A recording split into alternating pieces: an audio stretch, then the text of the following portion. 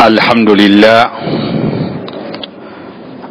لله الذي جعل في السماء بروجا وجعل فيها سراجا وقمرا منيرا وهو الذي جعل الليل والنهار خلفة لمن أراد أن يذكر أو أراد شكورا ثم أصلي وأسلم على هادي البشرية الجمعاء المبلغ رسالة ربه ناصح لأمته بكل حرف من القرآن يتلى اللهم صل وسلم وبارك له وسلم تسليما كثيرا وبعد. إخوتي في الله، أوصي نفسي وإياكم بتقوى الله وراكبوه مراقبة من يعلم أنه يسمعه ويراه. وبعد، السلام عليكم ورحمة الله وبركاته. abebitiibwa abasomi baffe abalungi era bannanyini alfurqaanu kiyite ba ashabu alfurqaan, bulijjo tubeera n'okwesima kunene ddala buli lwe tuddamu okubeera nga tuwuliziganya, nga tetuwuliziganya lwa nsonga ndala yonna. Tetuwuliziganya lwa byabufuzi newankubadde nga akaseera kano bye biri mu maaso bye bigenda bye byogerwako, ate ng'era nabyo si bibi ku abo ababitambuliramu. Tetuwuliziganya lwa kuyiiya ssente, kuba kati olwaleero buli yenna ali waali ebyenfuna biri dawuni, biri wansi nnyo, buli muntu ayiiya butya bwagenda okuzuukusa n'okuyimusa ebyenfuna okusinziira nga ye bw'abiraba oba nga bw'abiddukanya. Nakyo si kibi bwe tuba nga tutambulidde awo, naye okuwuliziganya kwaffe kuno kuli mu ngeri butya bwe tuyinza okusembera okumpi eri Allah. Njagala mujjukire nti ewa Allah tetusembezaayo ndiyo zaffe nti oli walulyo gundi, oli mulangira nnyo, oba olw'okuba weddira kino oba kiri, nti lwojja okubeera ng'osembera ewa Allah kumpi. Ewa Allah tusemberayo na mirimu gyaffe. Yenna agenda okujja nga yatuukiriza bye baamutuma okukola, yagenda okubeera okumpi nnyo ewa Allah. Buli yenna agenda okujja nga bye baamugamba okukola yabikoze bulungi, oyo yagenda okujja mu maaso ga Allah nga yeesiimye. Era y'ensonga lwaki emisomo gyaffe, ebiseera byaffe ebisinga okubeera ebingi ddala tubimala mu kutunuulira bubaka buno obuli mu Qur'ani, kubanga mwe muvu ebyokkola. Obubaka obuli mu Qur'ani mwe tujja ebyokkola, era obubaka obuli mu Qur'ani mwe tujja bye tuyina okweziyiza, okwekomako, okubeera nga tetubikola. Tuli ba mukisa nnyo okubeera nga obudde bwaffe tubuli tutunuulidde Surat al-Muluk, essula gye twayogera nga gye twalaba nga egenda kutaasa nnyini kugisoma, egenda kuwonya nnyini kugisoma, egenda kuziyiza ku oyo agenda okugisoma ebibonerezo by'omuntaana. kigenda kubeera kityako yagenda okugisoma ate ng'agimanyi n'amakulu. Ate Allah tusaasire tubeere nga bwe tunaagimanya amakulu tugikolereko. Omuntu amanyi okugisoma n'amanya amakulu g'ekyo ky'asoma ate n'akolera ku ekyo ky'aba asomye, oyo gwe bayita almahiru bil Qur'ani. Yoyo kakensa kafulu owa Qur'ani. Ngambye nti gwe bayita almahiru bil Qur'ani, gwe bayita kafulu wa Qur'ani, yoyo agisoma obulungi n'agyatula bulungi. Bw'amala okugyatula obulungi n'amanya kyayatudde obulungi amakulu gaakyo. Bw'amala okukimanya amakulu gaakyo n'alwana okukolera ku ekyo kyategedde okukissa mu nkola. Bw'otuuka ku ddaala eryo, hadisi yagamba nti ma asafaratil kiramil barara, oyo yagenda okubeera ne bamalayika ab'oku mwanjo ennyo okumpi eri Allah subhanahu wa ta'ala. Mugenda kubeera nga mutudde wamu ku lunaku lw'enkomerero. Walladhi yakra'u al-Qur'an wa huwa alayhi shakkun, naye n'oyo asoma Qur'ani ng'emukaluubirira, falahu ajirani, taviiramu awo, ayina empeera za mirundi ebiri. Kati tutuuze nniya zaffe okusobola okubeera nti nno tufuna ekimu ku ebyo ebibiri, okubeera nga tubeera okumpi ne bamalayika abagenda okubeera ku mwanjo ku lunaku lw'enkomerero, oba okubeera nga tufuna empeera zaffe nga tufuna ddabo. Allah wa kitiibwa nnyo era tumutendereze nnyo tumutye. Alladhi ja'ala al-layla wan-nahara khilfatan, yaddira obudde obw'ekiro n'obudde obw'emisana ng'obumu busikira bunnaabwo. Ekiro bwe kivaawo emisana ne gujja, omusana bwe guvaawo ekiro ne kijja, bwe bityo bwe bitambula paka Allah lwalisikira ensi eno n'ebigiriko. Yakikola atyo liman arada an yadhakkara, kwoyo abayagadde okwejjukanya, okwebuulirira, okumanya waje yali kabla al-yawm, ng'olwaliro terunnaba kutuuka. Buli muntu wandibadde weebuuza waliriddawa ng'olunaku olwaliro luno terunnatuuka. Ogenze ojjulukuka mpola mpola paka wano wooli. Okujjulukuka ko tolowooza nti nno kukomye lwaleero, okyajjulukuka naye oteekeddwa n'okwebuuza naye ojjulukuka yo ddawa. Bw'ona amanya akagendo kano ke tutambula kano kanaggweramu wa, oba oli awo ojja kubeera nga weebuulirira bulungi. Essula yaffe gye tuliko tudde ku musomo. Omusomo gwaffe twaleka omulundi guli tutandise okunnyonnyola ekitende ekyokubiri Allah kye yeetenda nakyo, oyo omugabi w'emikisa agaba emikisa, era gye tuteekeddwa okubeera nga tunoonya tuddukira ku buli yenna ayagala okufuna omukisa. Omukisa oyagala gufuna mu byokola, omukisa oyagala gufuna mu buwangaazi bwo, omukisa oyagala gufuna mu bufuzi bwo, omukisa oyagala gufuna mu ki? Mu baana bo. Omukisa oyagala gufuna mu bakyala bo, omukisa oyagala gufuna mu ki?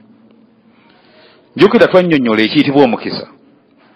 Kye bayita omukisa kwe kubeera nti ofuna ekirungi, ate ekirungi ekyo ky'oyagala okufuna n'owangaalako okwo nakyakadde okumala akaseera. Era bw'obanga olina w'otuuse ng'olina ky'ofunye ekyengera kyonna, oli n'akusabira n'akugamba nti barakallahu fiika, Allah akuteera omukisa mu kintu ekyo, aba asabye eki?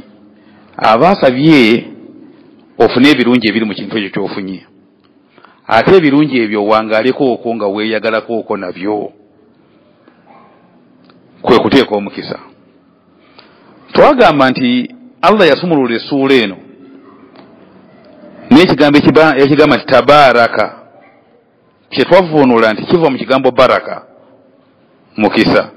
Tabaaraka mugabi wa mukisa, mugabi wa mukisa alladhi biyadihi almulku, oyo mu mukono gwe omuli obufuzi. Mugabi wa mukisa oyo mu mukono gwe omuli obufuzi. Twagamba nti nno obufuzi obuli mu mukono gwe bufuzi obutalina kkomo. Yensonga tannaba tugamba nti mu mukono gwe omuli obufuzi bw'ekintu gundi. Tagambye nti omuli obufuzi bw'ekintu gundi. Agambye nti biyadihi almuluku, mu mukono gwe omuli obufuzi. Obufuzi obwaki? Bufuzi bwa maali, bufuzi bwa buyinza, bufuzi bwa kunsi, bufuzi bwa lunaku lwa nkomerero, bufuzi bwa muggulu, bufuzi bwawa. Ekigambo bufuzi akirese ng'akyogedde kyokka ng'akitadde. Nabagamba nti nno buli lw'okweka ekintu ekyandibadde kitambulira ku nsonga naye n'okikweka, mu balaga bakiyita hadhful mutaalliq. Buli lw'okweka ekyandibadde kitambulirako n'otakyogera, musha'irun bitamimi, oba ogenze wala nnyo mu kubunyisa, kyekisinga okubunyisa buli kyonna kye wandyagadde okwogera oba okyogedde. Kati mugabi wa mukisa nnyo oyo mu mukono gwe omuli obufuzi. Amakulu obufuzi ku buli nsonga yonna.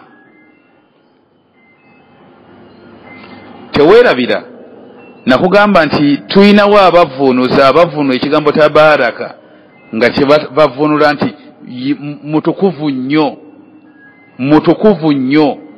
Naddala Imaamu Hasani yavuunula tabaaraka ng'agamba nti nno takaddasa, mutukuvu nnyo.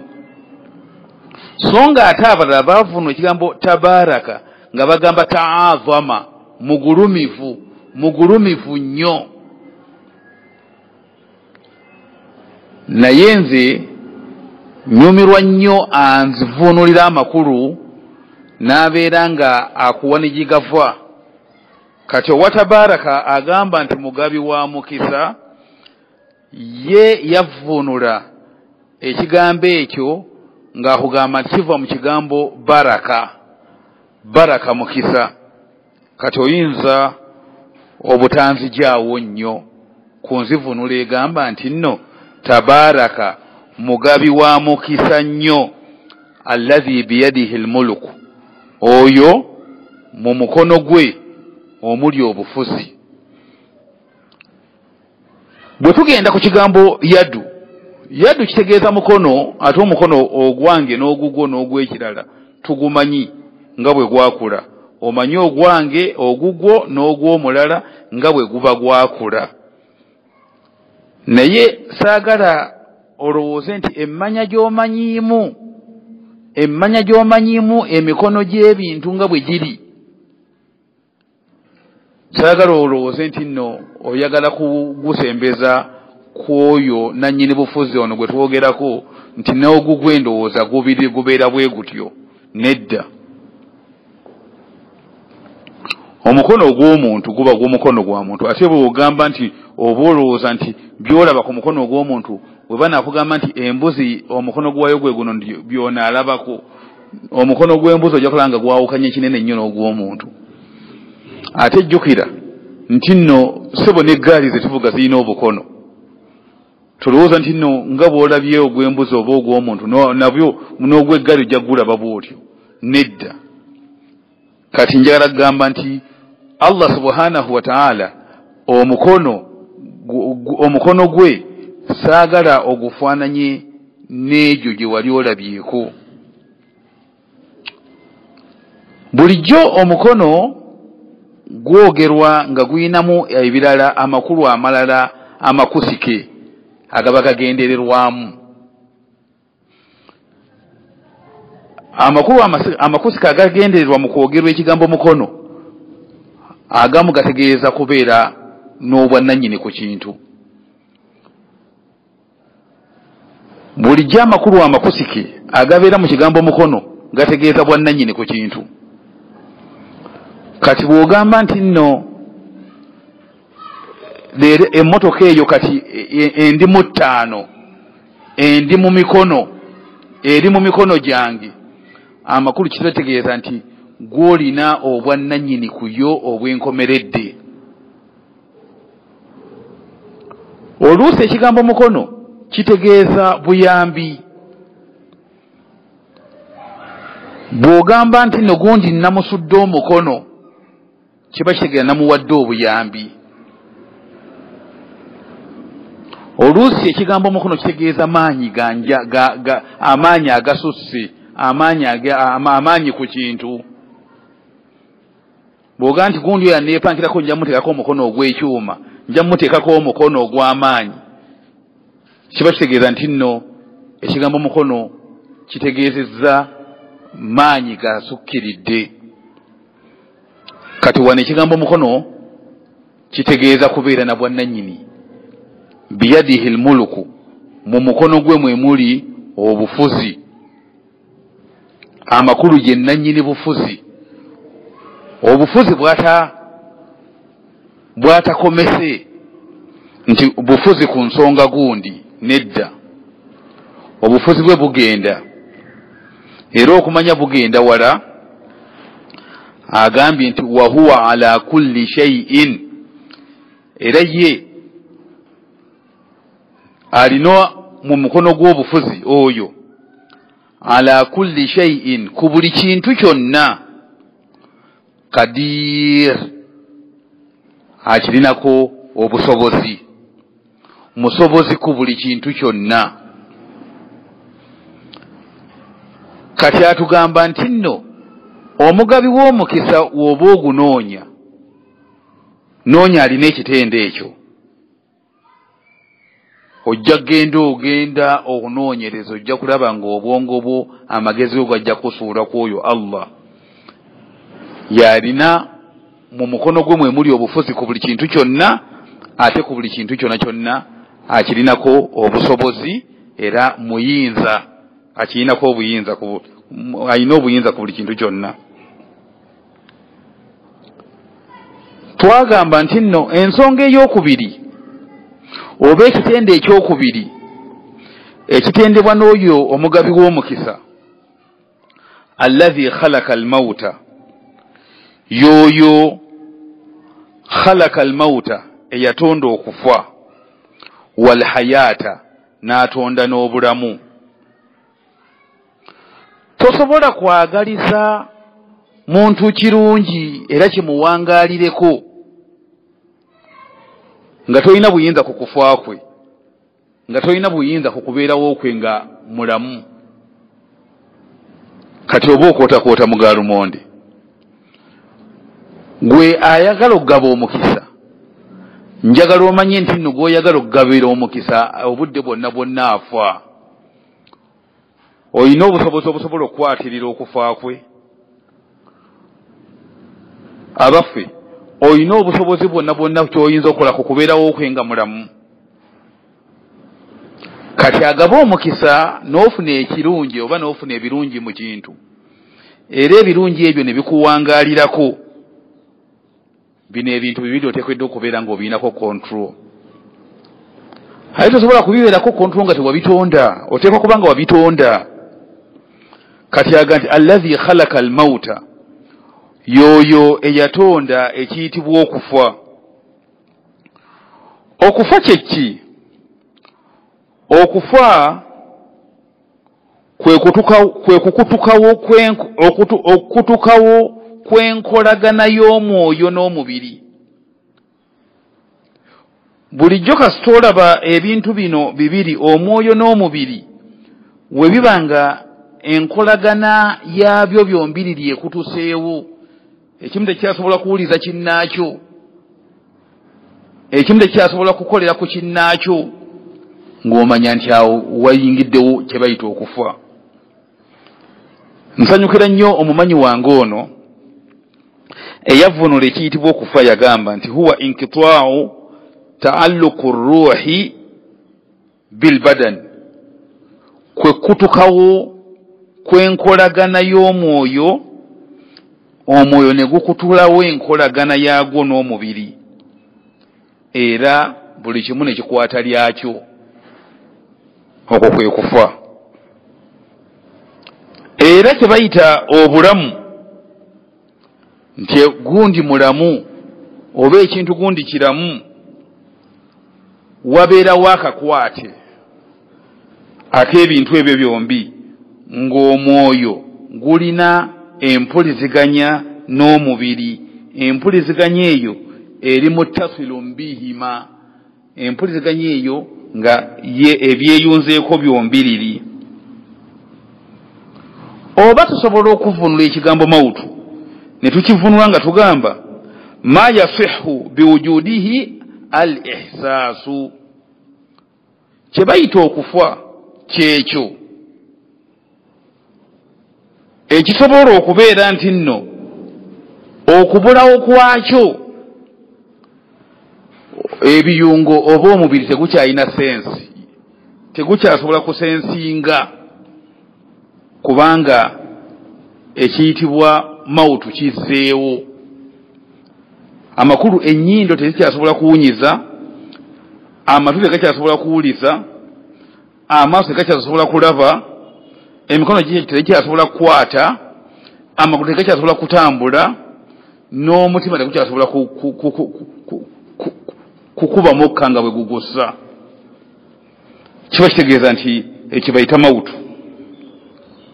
Era Allah subhanahu wa ta'ala yoyo eyatonda ekiyitibwa okufa, n'atonda n'ekiyitibwa obulamu. Njagala weetegereze ow'ekitiibwa mpuliriza.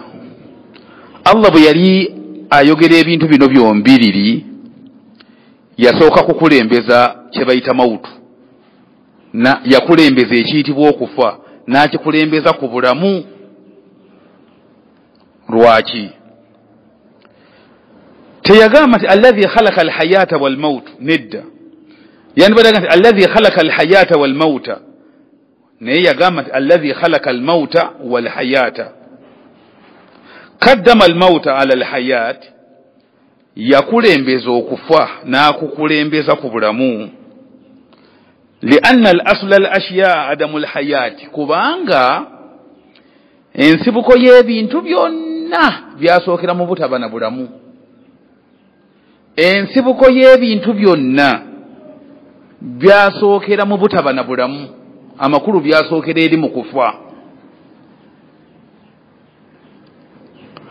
Allah agamba nti kaifa takfuruna billahi wa kuntum amwata fa ahyaakum thumma yumitukum thumma yuhyikum thumma ilayhi turja'un. Kaifa takfuruna billahi, kyenyamiza era kinakuwaza. Butya bwe muyinza okuddaawo ne muwakanya Allah nga n'ensibuko yammwe wa kuntum amwata, mwali bafu. Amakulu yabajja mu kintu ekitalina bulamu, yabajja mu kintu ekitali bulamu, eyo gye yabajja. Kati n'abawa obulamu. Olwaleero kati mwemanyi era mweraba nga we muliwo, era mukangazza nga we muli ab'amaanyi ennyo. Naye Allah subhanahu wa ta'ala ye yatujja eyo. Kaakati mbagamba nti ensibuko ya buli kyonna kyolaba, adamul hayati, kyasibukira eri mu butabaawo bulamu, mu butaba bulamu gye twava. Nze naawe n'ebirala byonna twasibuka mu butaba bulamu. Kati okufa tukutiira bwereere. Okufa wekunaba kututuuseeko nze naawe bwe kunaaba kututuuseeko tetwekubagizanga nnyo kubanga eyo gye twasibuka eyo gye twava. Hadhihi alhayatu aridha, buno obulamu buno bwe tulina kati bwe bwalumbagana embeera yaffe. Senga law kana al-amru ta'udu ala al-asl, senga buli nsonga yonna eddayo ku aslu yaayo tulina kudda mu kuba bafu. Senga tugamba nti buli kintu kyonna kyonna kiddeyo gye kyasookera tulina kudda mu kubeera bafu. Lianna alhayata aridha, buno obulamu bwe tulina bwe bwatunonooza obunonooza, bwe bwatulumbagana. Kati kiba kikyamu nnyo okwogera bw'oba ogenda okwogera ku bintu bino ebibiri n'okulembeza ekyalumbagana ku kinnannyini kintu. Era ntera bagamba nti Allah bwe lwaba ng'agenda okwogera ku kiro n'emisana akulembeza kiro, tasobola kukulembeza musana ku kiro. Lwaki? Kubanga ekiro kye kinnannyini kintu. Senga ensi eno yonna yonna baga nti eddeyo ku nsibuko yaayo tuba tulina kuba mu kizikiza. Y'ensonga lwaki obudde we buziba tetulinayo soosi yonna yonna yonna epika nzikiza nti kintu gundi kyekipika enzikiza n'ebuna ensi. So nga ate okukya kw'obudde enjuba yeemala okujja n'emala okupika ekitangaala kyayo n'epika olwo kati ne tubeera mu budde obw'emisana. Era obudde bwe buba bwakuziba enjuba kaseebule bweti ng'olwedde ekiro kyekomyawo kyokka be tetuyinaawo kikipika kyo kyekomyawo. Lwaki? Ekiro kye kinnannyini kintu. Ekiro kye kinnannyini kintu. Talina lwagenda kwogera kiro na misana n'akulembeza misana. Huwa alladhi khalaqa al-layla wan-nahar, ye yatonda ekiro n'emisana. Akulembeza misana ku kiro, akulembeza kiro ku misana, takulembezangako misana ku kiro. Ngera batagenda kulembeza mukazi ku musajja, talina wagenda kwogera ng'agenda kwogera ku ebyo byombiriri n'akulembeza omukazi ku musajja. Akulembeza musajja azzakaru wal untha, musajja n'omukazi. Lwaki akulembeza musajja? Anti omusajja yavaamu omukazi. Omusajja abantu balowooza nti engeri kana be tuyina abakazi engeri gye batuzaala tibe batuzaala nti abo abatuzaala ate baava mu ffe, baava mu basajja. Musajja ye yavaamu okubeerawo omukazi. Kati tasobola kukulembeza mukazi ku musajja, alina kukulembeza musajja ku mukazi. Lwaki? Kubanga omukazi omusajja ye asulu, ye nsibuko. Omukazi yazaalukuka buzaalukusi mu ffe, yayatika bwatisa okuva mu ffe abasajja. Ekyo njagala mukyegendereze era mukyetegereze nnyo. Enjogera ya Qur'ani njogera ya ng'oyagala okugjamu obulungi amakulu ta'ammulat, ekiba kyogeddwa teekako ebirowoozo nnyo, okyebuuze okyekkaanye lwaki kizibu ekityo. Tasobola kukulembeza ensi n'eggulu ng'agenda kwogera ku byombiriri, ng'agenda kubyogerako. Tasobola kukulembeza nsi ku ggulu, akulembeza ggulu ku nsi. Kati mbagamba nti Allah subhanahu wa ta'ala yakulembeza okufa ku bulamu olw'ensonga nti ebintu byonna aslul ashiyai adamul hayat, ebintu byonna ensibuko yaabyo butaba na bulamu, eyo gye twava. Oluvannyuma Allah subhanahu wa ta'ala n'akulembeza obulamu, n'asooka ayogera obulamu. Yatonda ebintu bino bibiri liyabluwakum. Eno laamu abamanyi bagamba nti laamu eno abaffe eri mutaallikun bil khalq. Abaffe laamu yeeyunga ku kigambo khalaka kutonda nti yatonda obulamu yatonda okufa n'obulamu liyabluwakum ng'ayagala olw'ensonga abagezese. Kiki kyayita okugezesa? Kyayita okugezesa kuzuula. Bulijjo okugezesa we kubeerawo aba ataddewo okugezesa aba ayagala kuzuula. Kati yatondwa okufa n'obulamu liyabluwakum ng'ayagala abagezese, ekigendererwa ng'ayagala azuule, oba kuyita okwolesa ng'ayagala ayolese. Liyabluwakum ng'ayagala ayolese, lwe luganda olutuufu. Liyabluwakum ng'ayagala ayolese. Yatonda okufa n'obulamu ng'ayagala ayolese, ng'ayagala agezese. Ayyukum ahsanu amala, mummwani ayyukum ani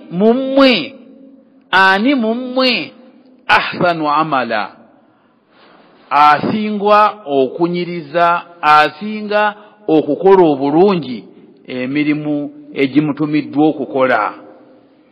Njagala mumanye nti nno twajja ku nsi kuno nga tulina bye baatulagira okukola, tulina bye tuteekeddwa okukola. Kati okuteekawo wakati waffe okuteekawo okufa n'obulamu, Allah yayagala ayolese.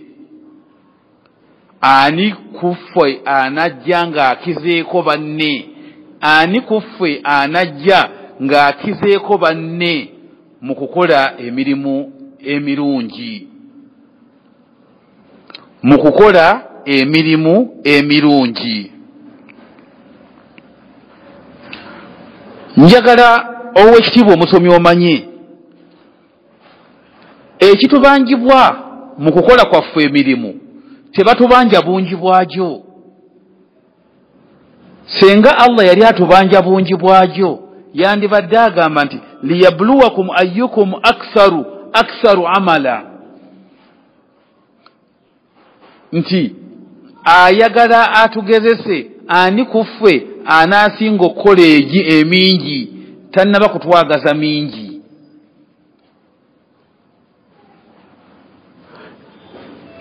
Ekiri ku mirimu Allah atunoonyaamu quality, so si quantity.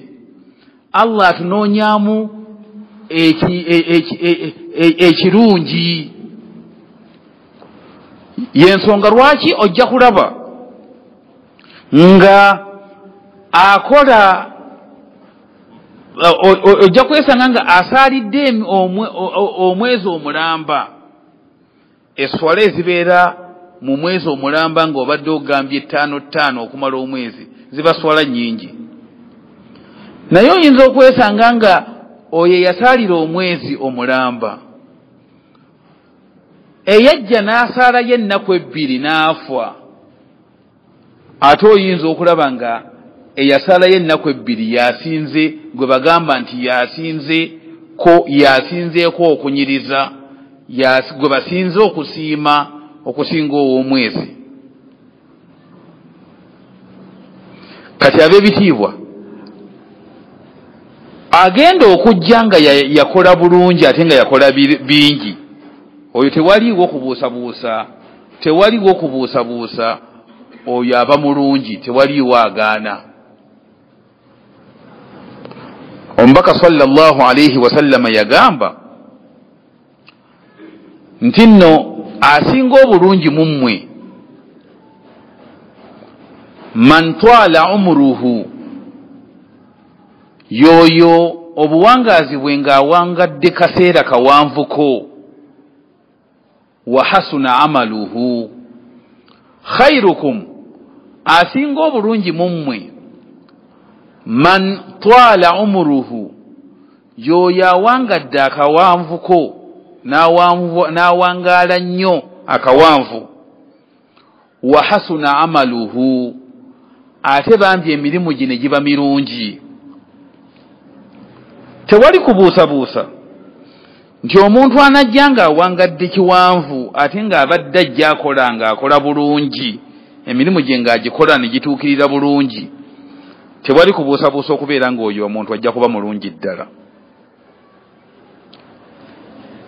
Kati mbasaba nti bwe tuba nga tulina ke tukutteko okukola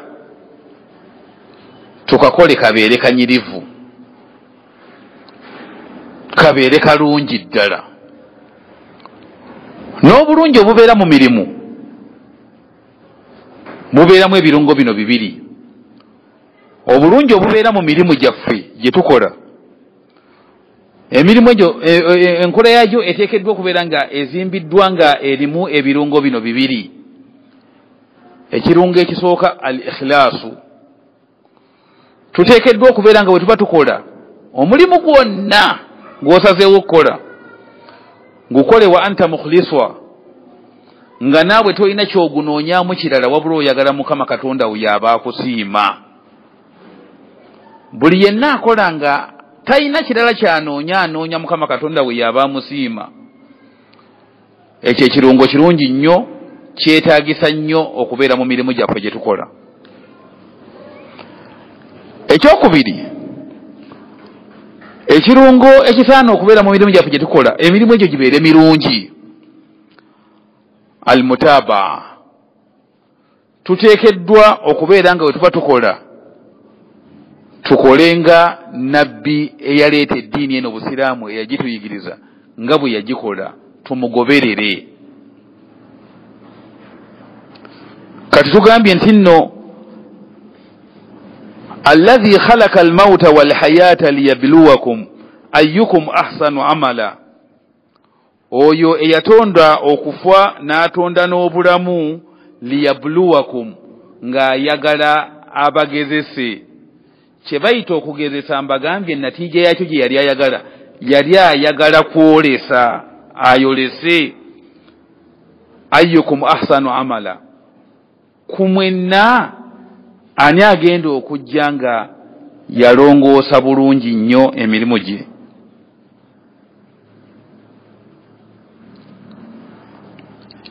Kyenjagala wano tufune nti abaffe okugezesa kubeera ku muntu aba afudde oba okugezesa kubeera ku oyo aba akyali omulamu. Abaffe n'omufu bamugezesa oba okugezesa kubeera ku oyo aba akyali omulamu. Abagamba nti nno n'omufu bamugezesa bagamba nti eno laamu eri mu kigambo liyabluwakum, eri mutaalliku bifiiri khalaqa, nti okufa woba okulabidde wonna ofuna entiisa ey'amaanyi ennyo n'osobola okwekanga n'olongoosa oba n'okyusa kubanga olabye ku kufa. Kyova olaba nga omubaka Muhammadi sallallahu alayhi wasallam baamubuuza an akyasi nnaas, suila rasulu sallallahu alayhi wasallam an akyasi nnaas. Omubaka sallallahu alayhi wasallam baamubuuza ku bantu bonna bonna, mu bantu bonna bonna ani asinga okubeera n'amagezi, ani asinga okubeera n'amagezi nga mugezi? Omubaka sallallahu alayhi wasallam yayanukula n'agamba nti nno aktharuhum lilmauti dhikra, aktharuhum lilmauti dhikra, yoyo abasinga okukomyangawo ku memole ye, okujjukira kwe nga buli kaseera ajjukira okufa. Kimu bibiri nga ajjukira okufa, kimu bibiri nga ajjukira okufa.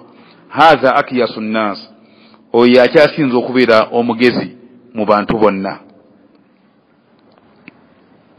Kati abagamba nti nno n'okugezesa kubeerawo ku kufa, naye kubeera ku kufa kw'oyo aba afudde. Ku balamu ababa bakyaliwo ne balaba kw'oyo aba afudde, olwo basobola okukyusa enneeyisa yaabwe. Aba ne bagamba nti nno okugezesa kubeerawo, kubeera ku mulamu kw'oyo aba akyali omulamu. kubanga obulamu bulimu ebigezo by'amaanyi ddala. Obulamu buno bwe tulimu, ampuliza naawe obulamu kati bw'olimu bulimu ebigezo bingi. Omubaka sallallahu alayhi wa sallam yatugamba nti tovanga mu swala okujjako ng'osabye Allah akukingirize fitina nnya. Era fitina ezo edduwa eyo oba zikiru eyo tujogerera mu tahiyatu. Allahumma inni a'udhu bika min adhabil kaburi. Adhabu z'omukabuli fitina y'amaanyi. Wa adhabu jahannam. Adhabu za jahannama nazo fitina za amaanyi. Tusaba Allah zitukingirize. Wa min fitnati al-mahya wal mamati. Wano wetuli. Wa min fitnati al-mahya wal mamati. Tusaba Allah tukingirize fitina ezibeera mu kufa ng'omuntu afa. Ajibwa fitina. Shaitani aweekolera waawo omulimu gwayo nnyo. Omuntu agenda okufa aleme kufuna husnul khatim, enkomerero ennungi. Awo ng'omuntu ali mu ssaawa esembayo, shaitani ekuleetera kino n'ekulowoozesa kino. So ng'oli mu fitina. Tusaba Allah fitina eyo agituweewalize ddala. Fitnatul mamati. Fitnatul mahya.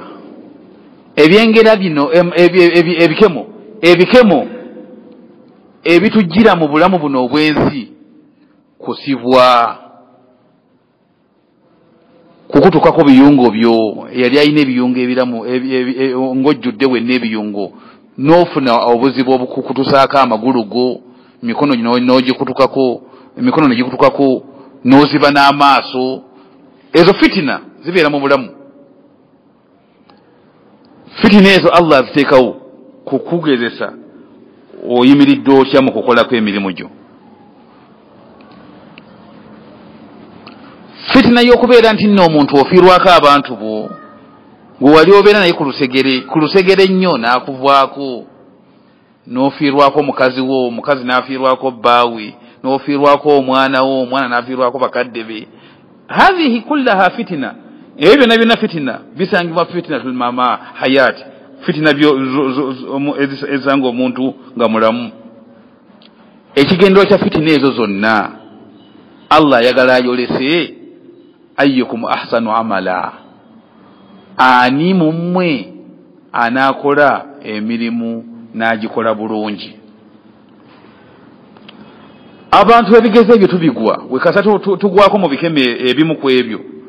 Osanga abantu bangi ng'ebigezo babigudde, eyali asala nga yabivaako.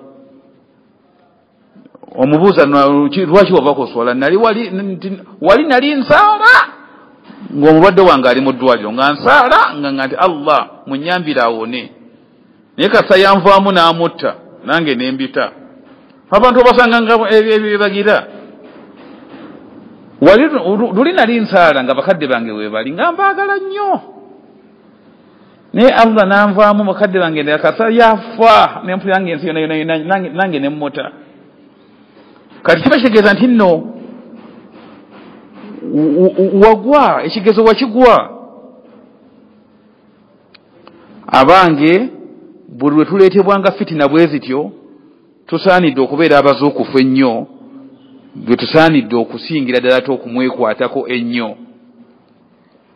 Owekitiibwa Allah agamba nti falawla idh jaahum ba'suna tadarra'u.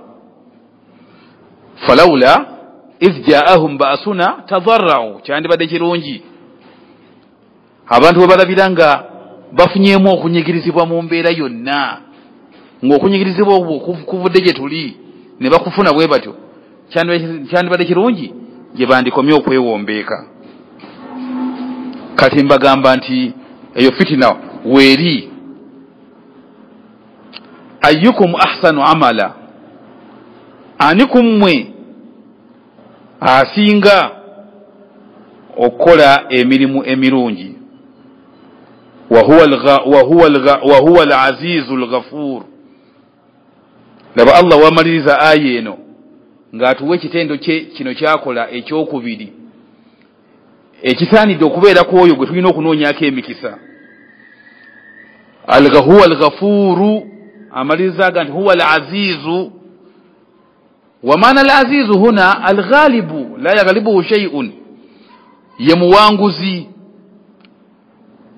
Wa huwa al-Aziizu, ye muwanguzi dhu quwwa, nannyini maanyi. Abasinga obungi bagenda ne babuzaabuzibwa n'ekigambo aziizu. Aziizu oluusi kiwa amakulu g'okubeera nti w'amaanyi, ate aziizu kitegeeza okubeera nti no wakitiibwa. Teriyo wakitiibwa yenna atuuka ku ddala lya bwa aziizu okuggyako nga n'amaanyi agalina. Teriyo wakitiibwa yenna atuuka ku ddala lya aziizu okuggyako nga amaanyi ku buli nsonga yonna agalina. Kati ono muwanguzi, la yaghlibuhu shay'un, teriyo kintu kyonna kisobola muwangula, wakitiibwa ddala. Ate Ghafuuru, wa maana Ghafuuru huna saturu, mubikirizi. Ghafuuru maanaahu mubikirizi. Abikirira ki? Abikirira ensobi z'abaddu be n'azisonyiwa. Kubayita okusonyiwa kubeera kubikirira. Abantu abasinga obungi bagenda ne bagamba nti basonyiire naye tebasonyiwa. Asonyiwa ate n'atabikirira munne aba amukozeeko ensobi eyo. Nkiraba nnyo mu bafumbo. Omu ku bafumbo agenda n'anenya munne kubanga yagwa mu nsobi, mutuufu n'agwa mu nsobi n'amwenenyeza. Ne babatuuza ne bagamba munno musonyiwe kubanga mutuufu naye yagisogedde nti nsobi, n'agamba nti musonyiye. Naye ate bwe wabaawo akalala konna akaba kabaluseewo obutategeeragana ng'ate ensobi eri agittusa. Kyova wankola ku luli kye wankola, nze ne nsalawo ne nkusonyiwa. Kakati eyasonyiwa tobittusa, ebiri byayita. Kati genda na bino ebiriwo kati. Naye abalowooza nti no basonyiwa tebasonyiwa. Buli kaseera babikomyawo. Buli kaseera babikomyawo. Kati n'ogamba nti oba wasonyiwa olwo wabikirira. Ku luli yanvuma, yakuvuma atya? Yanvuma nga bwe nnina ogutwe nze bbaawo omulamba. Nti ogira ogutwe. Yanvuma anti yakwenenyeza. Naye yanvuma. Kakati oba wasonyiwa tobikula buziinaawe, tobikula nsobiize. Allah subhanahu wa ta'ala ayitibwa Ghafuuru. Kye bayita Ghafuuru musonyi. Naye kye bayita okusonyiwa kyeki? Saturu an uyubi nnaasi. Abikirira. Abantu bamuzaako ensobi talina n'omu gw'abikula. Abantu bamuzaako ebyono ne bamukola ebikolobero bingi n'ababikirira. Ate bamuzaako ensobi misana ne bamwenenyeza ekiro nga tewali n'omu kubali abaawulidde nga ajooga ng'avuma ekiro tabaawo n'omwenenyeza ekiro n'akusonyiwa. Takulinda kugamba nti lindako obyogere nga bewayogereddemu nga weebali nti kati weenenya. Gwe weenenya kiro n'akusonyiwa. Abajooga Allah bandibadde beddako ne bamanya nti nno Allah nga musonyi. Kuba baba bamujooga misana ttuku ng'ensi yonna yonna eraba. Oba tuuka okwenenya ne bagera ng'obudde buzibye ne beenenya ne beetoowaza ne bakaaba amaziga. N'abasonyiwa. Tateekako kakwakulizo nti bewanjogeddemu bonna bunamala kubakuŋŋwanya obakomewo okaabe nga bawulira nti weenenyeza. Ebyo tabikola ye. Tateekako kakwakulizo. Enkola ya Allah mwawufu nnyo kufu abatonde.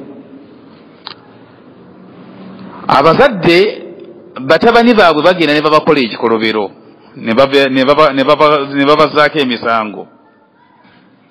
Nga batabani oluusi bayinza nakubanga bakulu balina ne bakyala baabwe. omwana wayita ebbanga n'ayagala okujja okwenenya ewa taata n'amugamba nti wakategeera nti nno kati nze ndi taatawo ku biri bye wayogerayogeranga kati wakategeera nti taata nsonyiwa sooka omale okuleeta ekijjulo ndeeta abantu wano mikwano gyange batuule wano tulye ekijjulo ekyo sooke mbabulire ekigendwa kye ekijjulo ekyo sooke nkusonyiwe naye okirabe Allah takola bwatyo Allah wekitibwa musonyiyi okusonyibwako talina bukwakkulizo okujjako obukwakkulizo bwayagala kutegeera nsobi yo kumwenenyeza nga togenda kugiddamu kyekyokka owekitibwa Allah subhanahu wa ta'ala tugambye nti wa huwa al-azizu yowamaanyi awangula entalo ze teri yamuyamba ku ntalo ze ye yazeewangulira wamaanyi al-ghafuru musonyiyi asonyiwa abaddu be ensobi ze baba ze baguddemu nga tamaze bateerawo bukwakkulizo ate bw'aba abasonyiye ate ababikkirira kyova olaba nga Allah subhanahu wa ta'ala anyiigira nnyo omuddu we akola ezambi n'alikola ng'amubikkiridde eyo gy'amubikkiridde oba oli eyo mu nsiko oba weggalidde mu kisenge oba budde bwa kiro n'okola ezambi naye tabayo n'omu ategedde ku bantu b'owangala nabo naye tabaayo n'omu ategedde ate gwe ne bukya ku makya n'oweebikkula ne weeyogerako nga nze ekyo nze nkikola ate nakakikola emirundi emeka nakikoze ne weenyumyako kati bw'aba akunyiigira nnyo yakuyambye n'akubikkirira kati mwenenyeze mu ngeri y'okuba nti nno oli mukasirise weenenye akusonyiwe era abaddu ab'ebitiibwa ensobi ze tukoze nnyingi ezizo gwampuliriza nnyingi nange ezanga ayogera nnyingi omukisa gwe tulina tewali n'omu azimanyi ensobi ezange nnyingi omukisa gwe nina mwabampuliriza tewali azimanyi nammwe ezammwe ze mulikoze nnyingi omukisa gwe mulina teri azimanyi nange sizimanyi wabula gwe ozeemanyidde ne Mukama Katonda waffe tukozese omukisa gwe tukyalina okubeera nga tumwegayirira tusonyiwe kubanga mu bitendo bye byeyeetenda nabyo ebirungi huwa al-ghafur musonyiyi waabyo noono era mubikkirizi waabyo ekitende ekyokusatu ekibeera n'oyo asaanidde okusaba emikisa alladhi khalaqa sab'a samawati tibaqa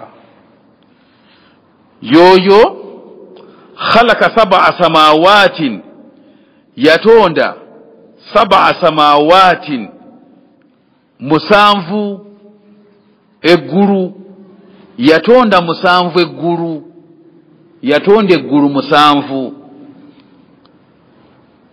omusomesa wange ow'Oluganda yaŋŋamba nti nno eggulu tebalyogera mu bungi kugamba nti amagulu ng'ag'ente oba ag'embuzi era okwogera nti amagulu omusanvu mu Luganda oba okoze ensobi ng'eddagala tebagamba nti nno nywedde amadagala mangi amadagala tebagawa bungi nywedde amadagala mangi nnyo gamba nti nywedde eddagala lingi lisigala ddagala so togamba nti nywedde amadagala nywedde eddagala lingi kakati na wano alladhi khalaqa sab'a samawati oyo eyatonda omusanvu amagulu togamba amagulu bagamba nti omusanvu eggulu yatonda eggulu musanvu entonda y'eggulu eno yeewuunyisa teri nga ntonda ya nsi newankubadde nga ensi nazo ziri musanvu naye teziri tibaaka ensi omusanvu teziri miko gogano omusanvu amagulu gogano omusanvu eggulu ge yatonda nga gali eggulu nga eggulu zino nga giri miko kyebayita emiko kyeki erimu liri waggulu wa linnaalyo wamaana tibaaka amakulu g'ekigambo tibaaka baaduha fawka baad agamu gali waggulu wa gannaago erisooka nga lino lye tulaba kati eribise ku nsi eryokubiri liri waggulu w'eryo eryokusatu liri waggulu w'eryokubiri eryokuna liri waggulu w'eryokusatu eryokutaano liri waggulu w'eryokuna eryomukaaga liri waggulu w'eryokutaano eryomusanvu liri waggulu w'eryomukaaga bw'atyo bwe yatonda eggulu omusanvu nga gali bwe gatyo tibaaka nga gali miko wamaana tibaaka baaduha fawka baad nga erimu agamu gali waggulu wa gannaago hatha sunun badii ene ntonda Allah gye yatondamu eggulu eri badii'u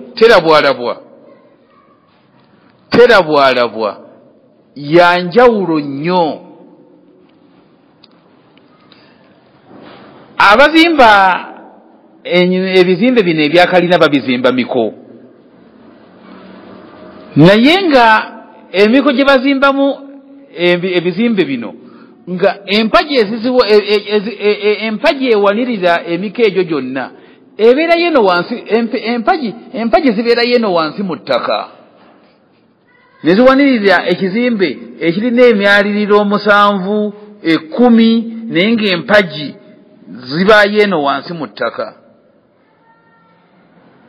awo nabo ne batugamba nti nno ne batulimba nti ekizimbe kya miko kya myaliiro kya miko 6 naye ng'empagi ebaayo wansi ku ttaka laba Allah subhanahu wa ta'ala ye yaleeta enzimba gy'amagulu 7 nga amagulu ago gonna tegalina mpagi evu eno wansi ku ttaka gali tibaaka kati alina amaanyi ku kuzimba ne ku kutonda amagulu entonda eyo kituufu nnyo ye nannyini kubeera nti ebitonde bye yabiwaniridde okubeera ebiramu oba ebifu kituufu nnyo ye nannyini kubeera nti nno asobola alina obufuzi mu mikono gye agaba obufuzi bw'aba yagadde ne gw'aba ayagadde okuggyako obufuzi asobola okumuggyako oyo atukolera ekyo bwe tuba tunoonya gyali gye tuba tunoonya emikisa kati mbagamba nti allazi khalaqa 7 samawaatin tibaaka mbagamba nti nno mu Qur'ani yonna talina we yayatuukiriza nti n'ensi ziri 7 okujjako bwe yagambira nti wa minal ardi mithlahunna yasooka n'ayogera ku kutonda kw'eggulu oluvannyuma n'agamba nti wa minal ardi mithlahunna n'entonda gye yatondamu ensi mithlahunna nazo ziri bwe zityo nga bwe yatonda amagulu kati n'ensi ziri bwe zityo nga bwe yatonda amagulu nazo ziri 7 abaffe ensi 7 nazo ziri tibaaka ziri miko era we ziba teziri miko yali azifaananya enfaananya gye yazifaananyamu n'eggulu yali afaananya nfaananya kyeyo abamanyi bagamba nti yali afaananya muwendo ti n'ensi nazo ziri 7 naye entonda y'eggulu eyawukana n'ey'ensi eggulu ziri miko ate yo ensi 7 gwonna guli ku levu emu guli ku mwayo guno gumu yenzivunula ekyasinza okubeera etambulirwako yenzivunula esinga okubeera ng'etambulirwako nti nno ensi 7 ziri ku mwaliro guno gumu tetulinayo eri waggulu wansi ne wansi wensi teri ebitonde byonna ebisangibwa mu nsi byonna bisangibwa ku levu enemu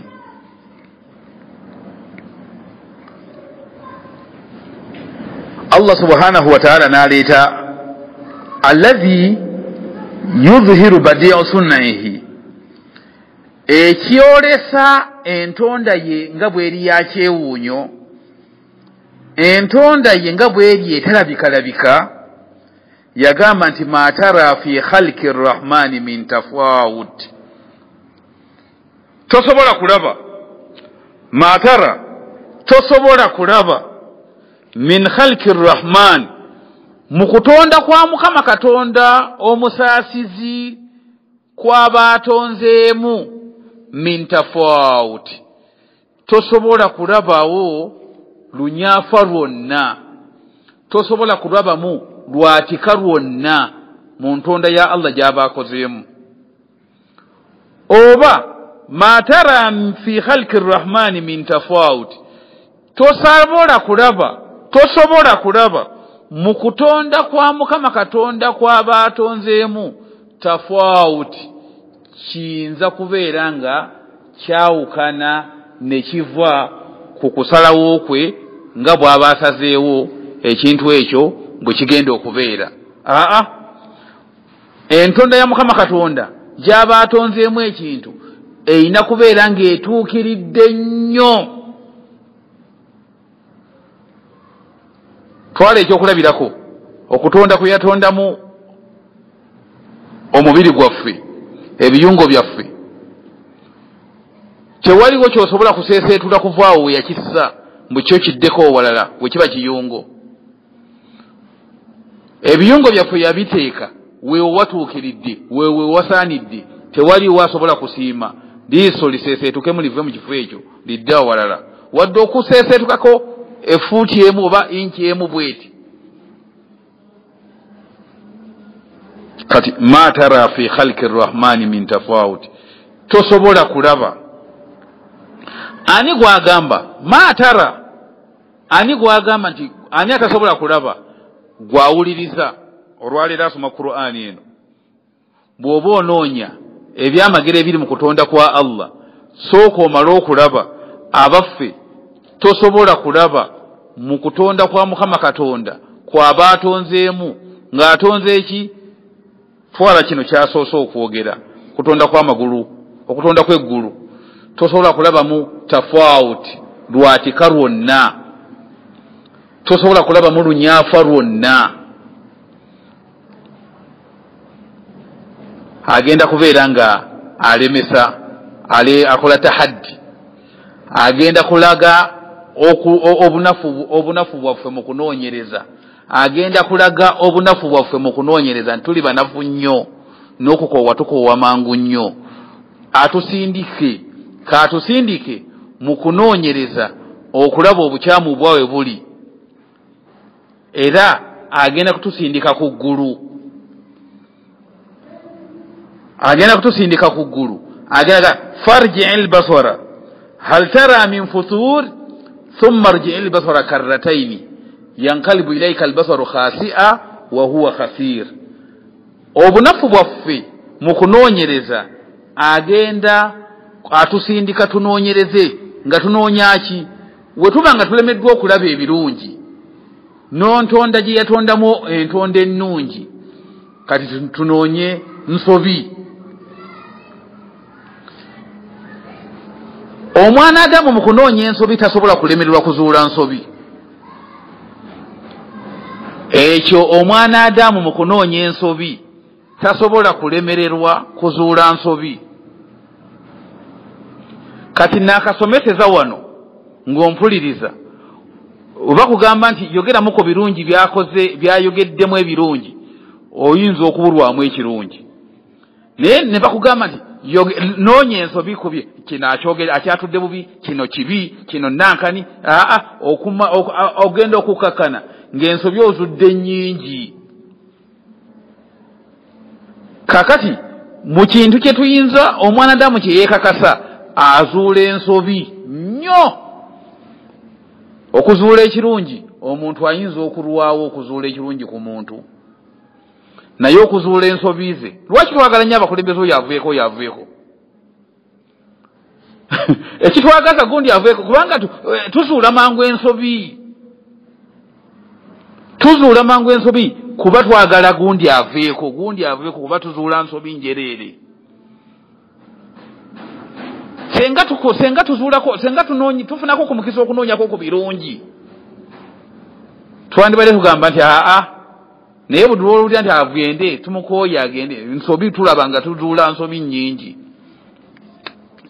Kakati oba oliawo oyinza okusindiikiriza Allah aveewo agende, kati agenda kusindika onoonyeyo ku nsobi mu kutonda kwe, agenda kusindika mu kutonda kwe gw'ozuula ensobi, kubanga abantu mulemererwa okuzuula ku birungi. Kati agenda kusindika ozuule ensobi, naye nga akusindika ensobi ozinoonye kuki? Ozinoonye ku ggulu. Ensobi mu kutonda kwe agenda kusindika onoonye ku ggulu, olabe obukyamu bwe yatonda ku ggulu gwe bw'oba otuwa bwokka. Okumanya nga Allah akoze tahaddi, abamanyi bagamba nti yasindika eriiso litunule ku ggulu, yalisindika y'emirundi emeka? Abo bagamba nti yatusindikayo emirundi ebiri. Bw'oba nga oyogedde ebiri oba teweetegereza aya mu butuufu. Aya bwe yali ekusindika esindika eriiso ligende ku ggulu, yaga farji el baswara, zaayo eriiso, kitegeeza lyabaddeyo okodda. Kitegeeza eriiso lyabaddeyo okodda, ozaayo lizze. Kati awayo akugambye ebiri. N'akugamba nti hal tara min futur, akusindiseyo gendeyo ebiri. Wabadde alagira eriiso lyaffe lituneko ku ggulu mu kunoonya ensobi, olwedde libaddeyo, kati akugamba farji el baswara, lizzeeyo. Kati kitegeeza nti egyo ebiri. Aya endala agenda gandi thumma rji el baswara karrataini, ate oluvannyuma zaayo emirundi ebiri. Kati olowooza abaakusindiseeyo emeka? Kati abaakusindisa ena abaakuwadde chance otunule ku ggulu emirundi ena. Tugenda kutandikiraawo okubeera nga tulaba engeri gyatulemesezza, atukozeeko kaleme, atukole aleese kiremya tuzuule mu kuzuula kwaffe ensobi mu kutonda kwe, obadde atunaagisobola oba tunaazuula. Ate era n'atusindika ku ggulu. Omulundi gwaffe ogenda okuddako tugenda kunoonya abaffe ddala atusindiseeyo emirundi emeka. Ekirala, lwaki ye atusindika ku ggulu? Lwaki atusindika ku ggulu? Atusindiseeyo emeka? Asindise eriiso lyaffe ku ggulu kunoonya ki? Nsobi. Lwaki si kunoonya birungi? Kubanga tuli banafu. Okunoonya ebirungi byoyinza okwogera ku muntu, tuyinza okuba nga tuli banafu. Okunoonya ebirungi byoyinza okwogera ku kintu oba ku muntu, oba ebirungi byoyinza okwogera ku mutonzi, tuyinza okuba nga tuli ku banafu. Kaakati nno twepankapanka nnyo kwata nsobi. Kati era tusindise kale tunoonye ensobi, tunaazizuula.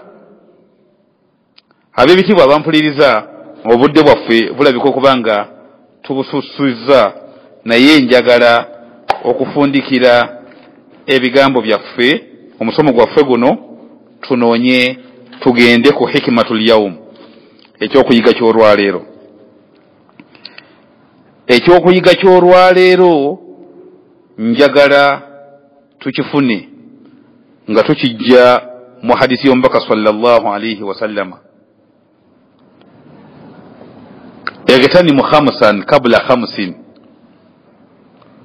wenyagire ebintu bino bitaano. Amakulu bino ebintu bitaano bikole mangu nnyo, kubanga waliwo embeera zino ttaano zikulondoola zisobola okutuukako obudde bwonna.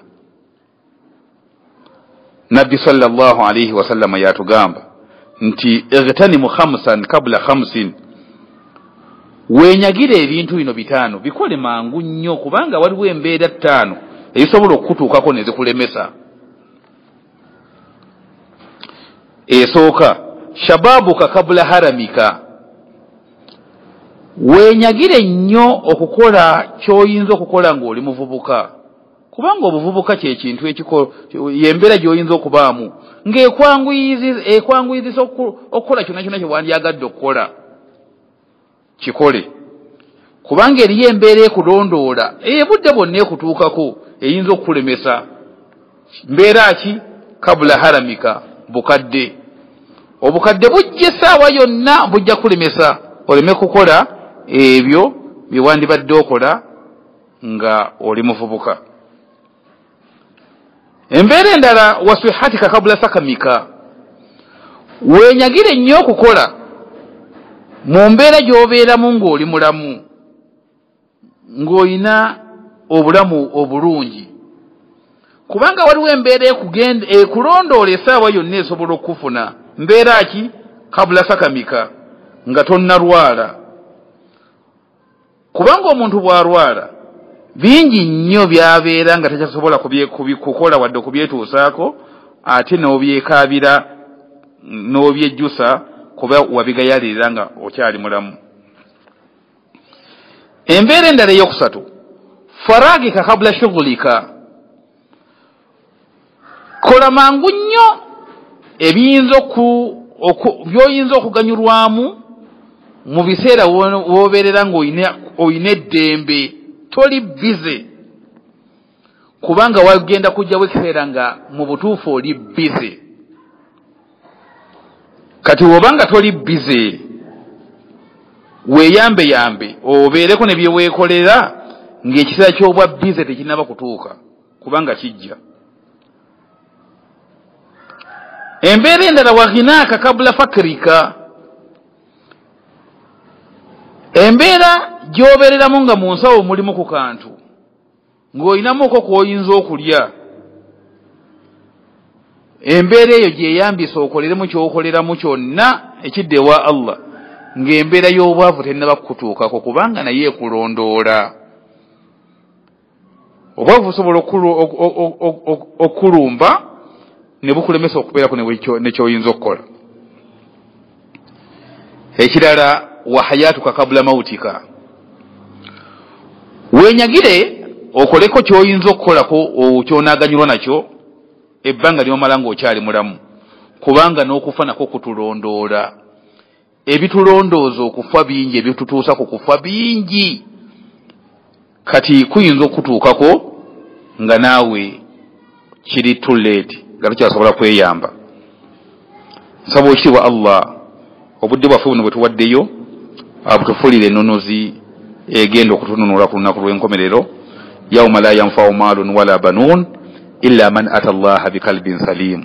Subhanaka Allahumma bihamdika ashhadu an la ilaha illa anta astaghfiruka wa atubu ilayka wa assalamu alaykum wa rahmatullah.